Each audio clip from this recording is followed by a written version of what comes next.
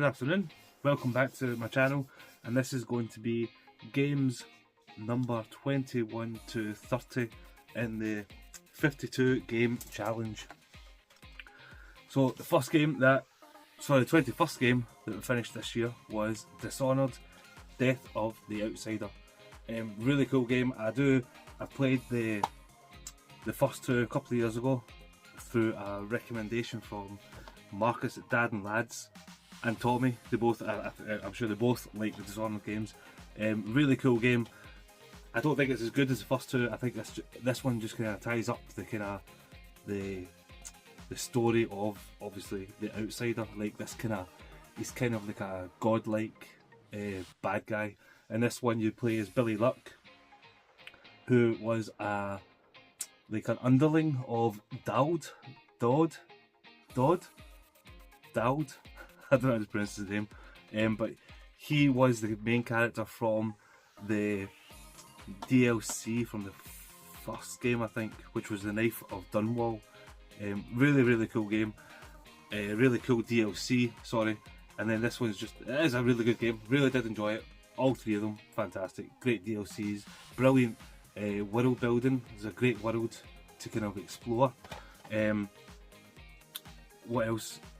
So in this you have to go and find a ritual knife to kill the Outsider, and then you get to the end and you've got a choice. But I really enjoyed it. So that was game number 21, sorry. Game 22 was God of War 3, so I don't have that physically, unfortunately, and I don't know why I don't have it bloody physically. It's not like a hard game to get, I just don't have it. But I've got it digitally and played it. It was part of the 52 game challenge. No, the Club 52, sorry. And it's amazing. God of War 3 is just peak brilliant. It starts off straight where God of War 2 finished. When you're climbing up Mount Olympus on the back of Gaia. It's just brilliant, man. And like the first kind of boss fight in the game, you're fighting Poseidon, and it's just absolutely brilliant, man. So Poseidon makes this big water monster thing, and Gaia's fighting it, and Gaia punches through the water monster, and Kratos is on a fist, and he jumps off and grabs the god Poseidon and smashes into a wall and starts beating him up. It's just absolutely fantastic. There's a really cool part in it as well when you're down in Tartarus where Kronos is imprisoned, but you meet what's his name? I can't remember his name. Did I write it down? I wrote some things down, but I can't remember his name. It's Icarus's father. So Icarus's father's all chained up down there, and it's quite a sad wee moment because Kratos is walking in and Icarus's father thinks it's Icarus who's walking in, but obviously Kratos killed Icarus in the second game, I think it was, and you got your wings from him. Oh, it's just really cool when you go into the underworld, things like that. And it's really cool because there's another game I beat in this 10 where it kind of ties in a little bit. So when you're down in the depths of the underworld, you see the remains of Persephone, the wife of Hades, and I will touch on that a wee bit later on once we get there. But God of War 3, absolutely brilliant, love it, and a great way to finish off that kind of era of God of War. I personally do prefer the God of Wars that came after. I prefer 2018, was it 16?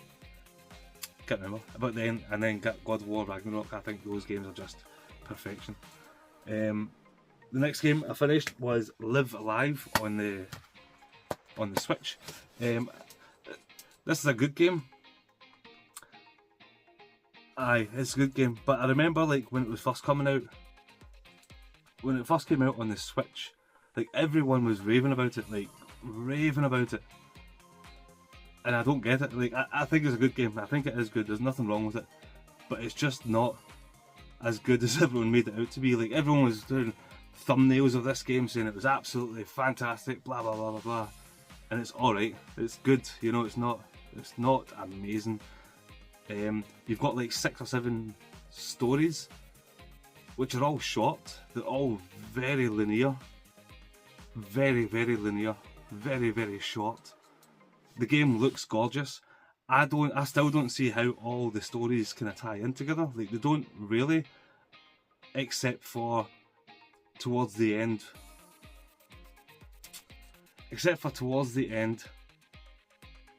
And then there's one thing that kind of connects them all, but it doesn't really. It's just weird. It's not as good as everyone made it out to be. And another thing as well, like when it was coming out on the Switch, everyone was raving about it because it was a Switch RPG. Everyone's creaming over it. But then I think it's out in the PS4, PS5 now, and like nobody talks about it anymore. Like, it's weird. It's just a weird game. It's good though. It's good. It's just not as fantastic as a lot of people made it out to be. Like, you don't really get immersed in any of the stories. There was a couple of the stories that were really cool. There was a story, the Wild West story. I thought that one's going to be so cool, and it's not. It's really boring. It's really, you're just in like a little town, and that's it. There's no exploration or anything. You've got to set traps for like the bad guys coming, and that's it really. The final third of the game becomes more of an RPG. To call it an RPG, the first 2/3 of the game is a little bit of disservice. It's not really an RPG until you get to the final third of the game, and then it opens up. Anyway, Live Alive, good game. Not as good as everyone made it out to be though. Game number 24. Now this game, on the other hand, is absolutely fantastic. And a Switch exclusive, obviously, which is Metroid Dread. Brilliant game, absolutely fantastic. Stunning graphics, brilliant musical kind of score. And this game is honestly one of the slickest games I've ever played. The controls in it are just peak. Like, they're so good. This game is fantastic. I've never finished a Metroid game until I played this one. I've tried Super Metroid on the Switch SNES kind of app store thing, and I can't go on with Super Metroid. I don't get the fanfare of it. I think it's an okay game. I remember the start of the game when you're escaping, like like there's an explosion and you're escaping a ship or something. You're escaping anyway. That bit's so cool, man. Like, you're in it, you're loving it. But then after that, it just got really dull and boring. I didn't know where to go. Whereas this one, on the other hand, is just fantastic. The flow of the story, the flow of the game, it just keeps you going. There's I think it's your computer, or it's a big sphere kind of thing, and it keeps you on the right path, tells you where to go, tells you where the enemies are. So the Galactic Federation sent these enemies to this planet because there was an X outbreak, and then the enemies become corrupted, so then they're kind of like the bosses of the game kind of thing. And you've got to overcharge your gun to shoot the enemies to destroy them. It's just brilliant. This game is fantastic. And I have played, obviously, I've played Super Metroid and I've played Metroid Prime, and I've never ever got into them, but this one hooked me straight away. This one is the best Metroid that I've ever played, and I've only played 3 now, sorry. But aye, Metroid Dread, brilliant game, absolutely stellar. Next game was Resi 4, so on the PS5. I played it on the PSVR 2. Incredible, absolutely incredible. I mean, Resi 4 is a classic as it is in its own right, but playing it in VR was just a completely different sensation, completely different ball game. I played, obviously, Resident Evil 7 in VR as well, so I played that 2 years ago maybe, but this one is just absolutely brilliant, man. There's a couple of bits that really frustrated me. If you can remember in Resi 4, where you had to raise blocks in the water, and like Ashley is running along the sides, and there's enemies going towards Ashley, and you've got to shoot them all. That bit was pretty annoying, to be honest with you, because she's just useless, man.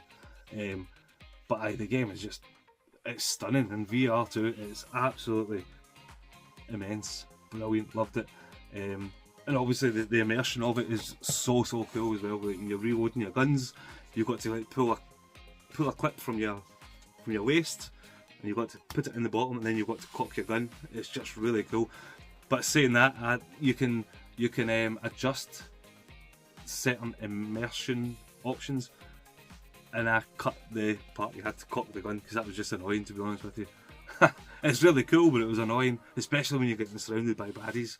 I just kept the kind of clip and putting it into the bottom of your gun and then shooting again, rather than it was just one action less. But I'm just that lazy, to be honest. But absolutely brilliant, man. Fantastic in VR. This cutscenes are still like in a flat screen, so you've got the VR headset on and it just goes to like a flat screen. It's not VR cutscenes, if that makes sense. But I absolutely loved it, and I want to play it again just normally because I want to kind of utilise the photo mode in it. So I'll go back to that as well at some point because it's an absolute stone cold classic game. That love it. Next game was, got these a wee bit out of order. Next game was Cyberpunk 2077. Brilliant again. Like I kind of avoided this because I wasn't. It's made by the CD Projekt Red, and I've spoke about Witcher before, and I wasn't really into Witcher. I want to give it another go though. But anyway, Cyberpunk 2077 launched poorly, very poorly from what I understand. So I've waited all this time to play it, and I absolutely love this game. It is so bloody good.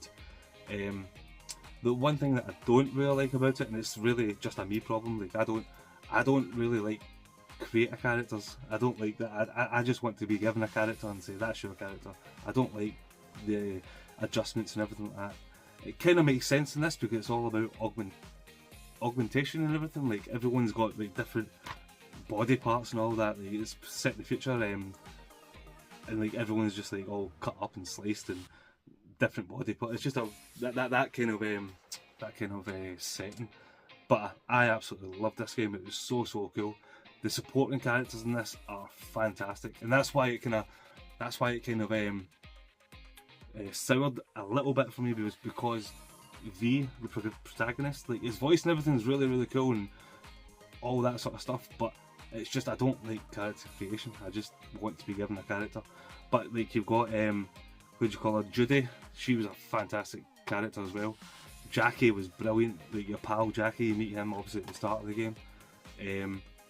Who else? Takamura, brilliant character. He was the bodyguard of Arasaka. Oh, it's just an absolutely, this is peak. This is a fantastic game, and obviously I've done one playthrough, but there's so much to do in it that I'd love to go back to it one day and play some more and get some more stuff in it. Like, cause there's a Porsche, you can get a Porsche in it, and I didn't get the Porsche. Retro, what's the name? Retro Games Revived. Sean, get this game, man, and get yourself a Porsche in this. It's a lot cheaper. What was the next game? So the next game was Klonoa. Lunatea's Veil. Sorry, brilliant game again. Like it's exactly what you expect. It's pretty much the same as the first one, but it's just it's so pretty, so colourful, so charming. It's just a really good game, really good. It's not difficult at all. You can just take the time with it and just enjoy it. There's not really much to say about Klonoa 2 other than it's just a good platformer. Something that was a nice kind of palette cleanser too, something like, what do you call it? Cyberpunk 2077.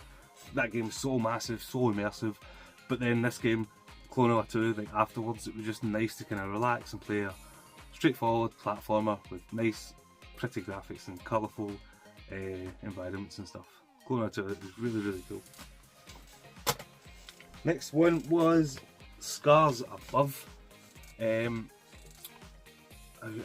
Jolly Slasher played this, said it was a pretty cool game, and I've put this off for the longest time because what I've seen of it and what, like the back screenshots and stuff like that, and what I've heard of it, it sounded very much like Returnal, and nothing's going to beat Returnal for me. Returnal is the best game of the generation, in my opinion, so far, and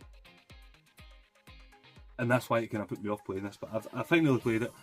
It's not a long game. It's pretty short. It's not overly taxing. The world and everything. There's a lot of potential in this game. I just think there wasn't enough time put into it. I think there was a lot of things they could have expanded on.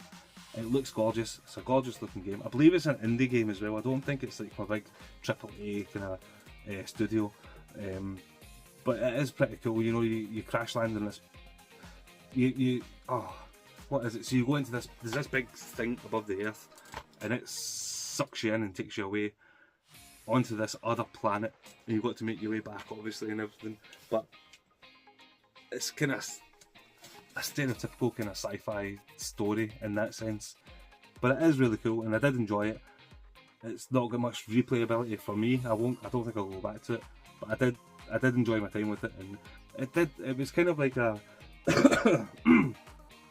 it was kind of like a Souls light game, like that you had like things like the bonfires and Souls games. It was this big kind of structure that you just went to. It kind of acted like the bonfire, and then you had like doors that opened up and made shortcuts and things like that. It's very Souls light, pretty cool. Didn't mind it, to be honest. The next game I played was Forspoken, and this game got so much shit, so much hate, and I don't think it's that bad. I thought it was pretty decent in the sense of it's fresh. It's a fresh game. You know, it's not. Everyone's complaining about remakes and remasters, and then when somebody like Square puts out a fresh IP, everyone just slates it, and that's why we're only getting bloody remakes and remasters, because nobody buys into these kind of games. I thought it was cool. I thought the world was very vast, a massive world, and there is like a blight, so like nothing happens in the world because there was a blight, and the people that are still in that world are like zombies, and the zombie design was really cool. You know, the character designs and everything like that is top notch in this, as you'd expect from Square Enix. Music's cool. The character, I didn't mind Freya. A lot of people thought she was grating and that she was a character created from a woke agenda, I guess, but I just thought she was brilliant. Well, not brilliant, sorry. I thought she was good. There's a really cool level. So you've got to go and kill these, what do you call them? Matriarchs? No, matriarch. Tantas. You have to go and kill these Tantas. So the 4 Tantas, you had Silas, you had, let's read them here, Prav, Olas and Cinta. So there's 4 Tantas in the game. You got to kill them, because those 4 Tantas were the matriarchs that protected the world. But then they became corrupted, so you have to go and kill them. And each of them are really cool characters in their own right as well. There was a really cool one, and I think it was Olas, so Tanta Olas. She kind of transported you. She was like the Tanta of wisdom, so she transported you into this kind of make-believe New York City, so you thought you were back home. But then in the background, like there was like billboards that said something, but then when you kind of moved the camera a wee bit, it would like flicker and it would change to like "In Tanta We Trust" and things, just little nods like that just showed that you weren't quite in the real world. I thought that was really, really, really cool, because when you walk, because it was kind of like a cutscene, and then you walk down the street kind of thing, and you felt like, oh, you're back home kind of thing, but you're not, and it was just really, really cool. I really enjoyed that. The traversal, brilliant in this as well, and the combat and the graphics and the particle effects and everything like that. Really good game. I think it got shit on undeservedly. I think it's a decent game, and I think people should give it a go, because it's not that bad, but a lot of people absolutely shit on it, and I don't think it was that bad. In the same sense with Live Alive. So Live Alive was given this like much praise and everything, and Forspoken was a way down here. But for me, like, they're both right in the middle. Like, neither of them's shit and neither of them's great. Both worth a play. And then game number 30 for me this month was, so this game I played on my way down to Revival, and I finished it one night when I was in my hotel room in Revival, at Wolverhampton, sorry. And it's God of War Chains of Olympus. So the second God of War in this 10. Brilliant game, man. Honestly, I need to find the other one, Ghost of Sparta. I need to get that, because I will definitely want to play it. I'll find it at some point, sometime. But brilliant, man. Like, it just shows the potential. Well, no, it shows the power that the PSP had. This is essentially a PS2 game on a PSP, and it's just fantastic. Graphics are brilliant for what the system was. Absolutely loved it. This one you're fighting off a Persian attack at the start of the game, and then who'd you call him? Oh, the god of the sun. What's his name? Oh, that's so annoying. See if I find it here. Blah blah blah blah blah blah blah. Helios, that's his name. So Helios crashes into the underworld. You've got to go and find him to get him back up into the sky, because without the sun god, then place would just go to shit. Brilliant game. So you're down in the underworld again, kind of like God of War 3. You go down to the underworld. In this one, you fight off oh my god, what's her name? Persephone, whatever her name is. She's the kind of main bad in this, and there's going to be a little bit of spoilers here, so if you don't want to know the spoilers, so you got to fight off her.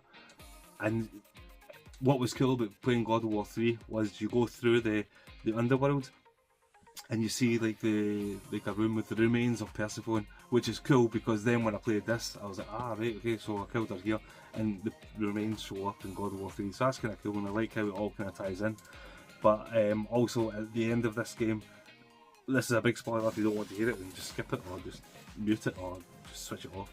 But it's really cool at the end, because you continuously hear like your daughter singing or playing music, and then towards the end you see her and she runs through a door, and you finally catch up to her, and then you've got a choice. Well, you don't have a choice to make. You have to push her away so you can go and save the day, basically. So you have to keep on tapping circle. So essentially you are pushing your daughter away to finish the game, and it's really sad and really cool, but brilliant. I need to get Ghost of Sparta now and play that, and I need to finish. Well, I need to play.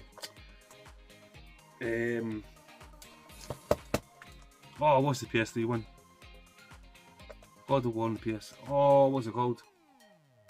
Mind blank. Nah, can't remember.